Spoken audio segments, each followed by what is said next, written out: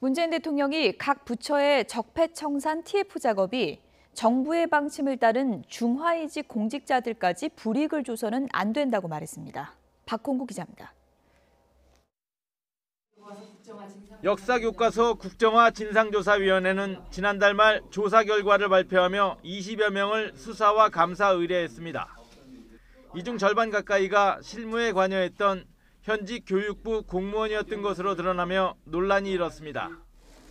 문재인 대통령은 국무회의에서 부처별 적폐청산 TF의 조사 결과 발표 과정에 일부 혼선이 있었던 점을 인정하며 중하위직 공직자들에게까지 불이익을 줘선 안 된다고 말했습니다.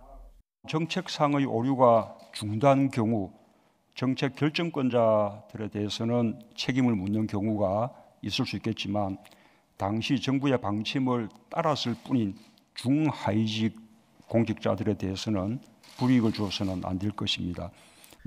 문 대통령은 이어 적폐청산의 목적은 정의롭지 못한 정책과 제도를 바로잡는 데 있는 것이지 공직자 개개인을 처벌하는 데 있지 않다며 정책상의 오류만으로 사법 처리돼서는 안 된다고 강조했습니다.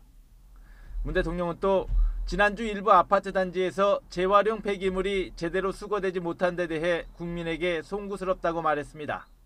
재활용 폐기물이 제대로 수거되지 못하면서 큰 혼란이 있었습니다. 국민들께 불편을 끼쳐드려 송구스러운 마음입니다.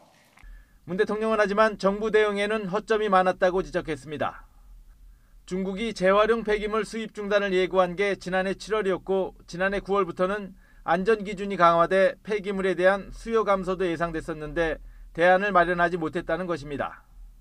문 대통령은 이번 일을 계기로 생활 폐기물 관련 정책을 종합적으로 재정립해야 한다며 범정부 차원의 중장기 대책을 마련하라고 지시했습니다. YTN 박홍구입니다.